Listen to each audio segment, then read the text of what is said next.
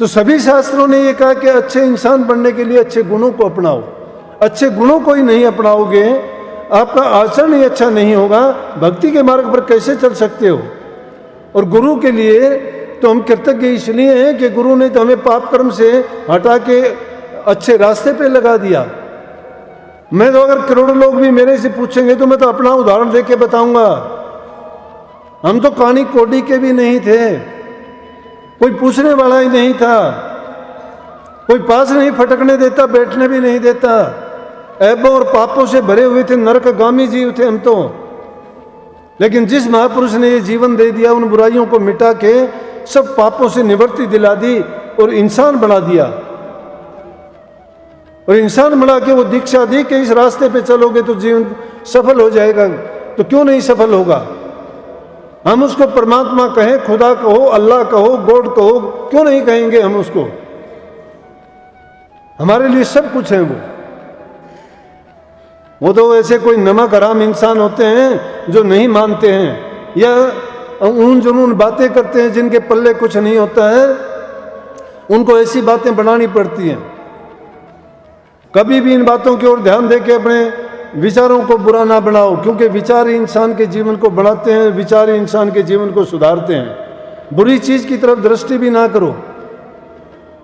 जब कोई ऐसी घड़ी आ भी जाती है तो कभी विचलित होने की जरूरत नहीं है। ऐसे वक्त में धैर्य रखो, अपने विचारों को और शिथिल बनाओ, मजबूत बनाओ।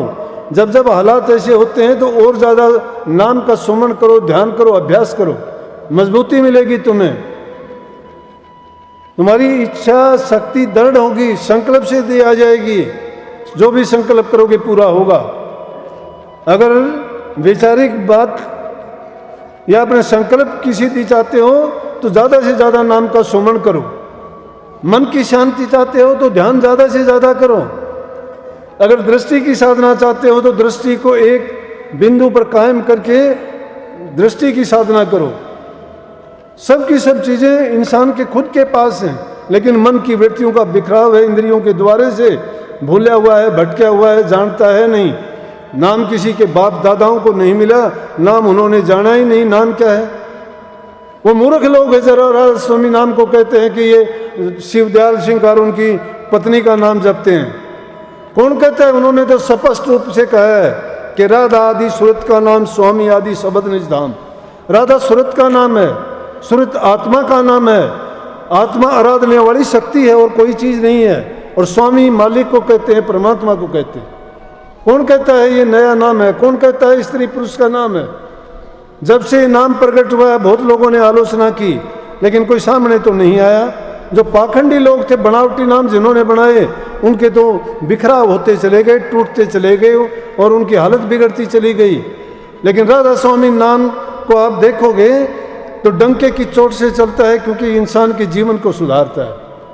ये किसी को बुराइयों में नहीं पड़ने देता, ईर्ष्या द्वेष और निंदा नहीं करने देता। हम बुराइयों से निकालते हैं, जो बुराई से निकाल देगा एक अच्छा इंसान बन जाए तो भी बहुत बड़ी बात है। ध्यान सुमन और अभ्यास को तो वो लोग जानेंगे क्या? क्योंकि जिसको ज्ञान ही नहीं है उनको तो ऐसा है कि जिस प्रकार से एक अज्ञानी आदमी को अगर लाल मिल जाता है तो उसको मणका समझ के और वो अपने पशु के गले में बांध देता है। जोरी लोग को पहचान होती है। नाम क्या होता है? आध्यात्मिकता के नाम पर दुकान नहीं चलाते। आध्यात्मिकता के रास्ते में चल के देखोगे जब पता लगेगा। ये पाखंड पूजा नहीं है, कोई आडंबर नहीं है, लोगों को बरगलाने बहकाने का रास्ता नहीं है। उनको जीवन को एक सीधी वो तरीका बताना है कि जिसके कारण वो अपने करनी करके जीवन को सफल करके जाएं, अपना आनंद और सुख भोगे और जब संसार से जाएं तो भी उस सुखाले होके जाएं। जिसके पास भी जाके देखो कि जीवन बदल जाता है, चोला बदल जाता है। तो इसीलिए कहिए कि कोटि कर्म करके संतों की लाइन हमारे पास है, कबीर साहब की, दादू साहब की, पलटू साहब की। सच सनातन धर्म हमारे पास है क्योंकि हम उनके नियमों के मुताबिक चलते हैं। नाम क्या है? नाम तो सहारा है। उस नाम की ओट लेके उस नाम का सुमन करके अपने जीवन को सफल करो। उसमें ना विद्या की जरूरत है, ना धन की जरूरत है, ना ऊंचे पद की जरूरत है, ना ऊंचे खानदान की जरूरत है, किसी जाति का हो, किसी धर्म का हो, हम पूछते ही नहीं है। तो ज्ञान की जरूरत है। जो अपना कल्याण करना चाहता है वो जीव आओ हमारे पास। अगर हमारे कहे अनुसार वो करनी करेगा तो निश्चित रूप से उसका कल्याण होगा। किसी की ताकत नहीं उसको रोक दे, क्योंकि हम उसको अमली जामा पहनाने के लिए कहते हैं। नाम की कमाई करोगे, धीरे धीरे करके तुम्हारा मन इस संसार की वस्तुओं से हट जाएगा। ये वो रास्ता अपना लेगा कि जिससे संसार के बंधन अपने आप ढीले पड़ते चले जाएंगे। क्योंकि जिस संसार को अपना माने हुए ये हमारा नहीं है, किसी का भी रहा नहीं, पहले भी नहीं रहा, आज भी नहीं है। इसमें तो सब आते हैं जाते हैं, आने जाने का जो मेला लगा हुआ है उस मेले में अगर हम यहाँ की चीज़ों को देख के अपना मानते हैं तो हमारी गलती है। कहीं घूमने के लिए जाते हैं, वहाँ चीज़ों को देखते हैं, लेकिन आते वक्त उनको उठा के नहीं चलते हम, क्योंकि हमारी नहीं है। ये संसार भी इसी तरह से है। छोटी छोटी बातों के लिए झगड़े करके इंसान अपने जीवन को बिगाड़ लेते हैं। एक गज जमीन के लिए 5 मिनट पानी खेत में जब पानी का काम करते हैं उसके लिए, अपने भाईचारे को, आपस के पास पड़ोस को, घरों में लड़ाई झगड़ा करके जब ये चीज़ें खत्म क्यों होती जा रही हैं? आपाधापी का जीवन अपना लिया हमने। इंसान की हम कदर नहीं करते। अगर किसी को दुख देते हमें उससे भी ज़्यादा दुख मिलेगा। अगर किसी को सुख पहुंचाओगे आपको लाखों गुना उसका सुख मिलेगा। बूढ़े बुजुर्ग की इज्जत करना, सेवा करना, प्रेम करना, मीठा बोलना, दुखी जीव की सहायता करना, तन से सहायता करो, मन से करो, धन से करो। देखोगे उससे जो तुम्हें सगुन मिलेगा वो कहीं नहीं मिलता है। भक्ति का रास्ता इन्हीं चीजों से खुलता है। सेवा करनी सीखो। माँ बाप को ठोकर मारते हैं, सास ससुर की इज्जत कदर नहीं करते, मंदिरों में पूजा पाठ के लिए जाते हो, वहाँ प्रसाद चढ़ाते हो, मुकुट पहनाते हो, कहीं क्या क्या करते हो, दान पुण्य भी करते हो तीर्थों पे जाके।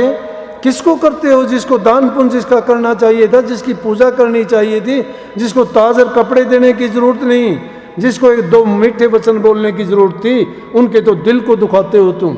उनको ताने देते हो, गालियां देते हो, जिनसे सब कुछ मिला उनको घर से भी निकाल देते हो। उनको रहने के लिए जगह नहीं होती। क्या यही इंसानियत है? कि कौन से धर्म का पालन करते हैं वो लोग? सच्चा धर्म यही है कि पहले माँ बाप की सेवा करो, बूढ़े बुजुर्ग की करो, दुखिया की करो, गरीब की करो। कर सकते हो, परमात्मा ने आपको इस लायक बनाया है। सेवा उनकी करोगे, उसके बदले में तुम्हें इतनी शक्ति, इतनी शांति मन में मिलेगी, जो तुम चाहोगे वो कर सकोगे। ऐसे भक्तों का, ऐसे सच्चे इंसानों का तो परमात्मा भी इंतजार करता है। वो भी कहता है कि ऐसे भगत अगर मुझे मिल जाए तो उनका कल्याण करने में मैं कोई देर नहीं करता। घरों में जिसके प्यार प्रेम नहीं है, समाज में जाके क्या करोगे? अगर भक्ति करना चाहते हो तो घरों में प्यार प्रेम, आपसी मेल और शांति रखो। जब ये करोगे, आप जब भी शांत चित्त होकर बैठोगे, आपकी वृत्ति बाहर की तरफ से हटके मालिक की तरफ अपने आप जुड़ जाएगी। खिंचाव अपने आप हो जाएगा, क्योंकि मन में शांति है, वृत्तियों में बिखराव नहीं है, संसार के पदार्थों की ओर भाग दौड़ नहीं है। धीरे धीरे करके नाम का सुमन जब करते चले जाओगे तो ये मन काबू में आता चला जाएगा। इस युक्ति की जरूरत है। इसको पहले नाम का सुमन करना पड़ेगा। सुमन करते करते तुम्हारा ध्यान भी उसी में लग जाएगा। संत मत तीनों चीजों को एक साथ लेके चलने की कहता है, सुमन भी, ध्यान भी और भजन भी। तीनों चीज साथ कैसे चलेंगी? नाम का सुमन करते करते अपने मन की वृत्तियों को, जिसको तीसरी आंख कहते हो, जहाँ रूह की बैठक होती है दोनों तिलों के बीच में, वहाँ जब मन को टिका लोगे तो वहाँ पर एक ज्योति प्रकट हो जाएगी अपने आप में, जिसको नानक साहब ने कहा है कि सब में ज्योत ज्योत है सोए, तिसके कारण सब में चांदन होए। वो ज्योत सब में है, जिसको परम प्रकाश कहा है, जिसको ज्योति के नाम से पुकारते हैं शास्त्रों में। चांदना कहा है सिख लोगों ने उसको, अंग्रेज लोग उसको लाइट कहते हैं। तो सारा झगड़ा लाइट और साउंड का है। साउंड शब्द का सुनना है और प्रकाश का देखना है। सभी संतों ने ये कहा पैदाइश भी हमारी प्रकाश से है, उसी प्रकाश से धुन निकलती है।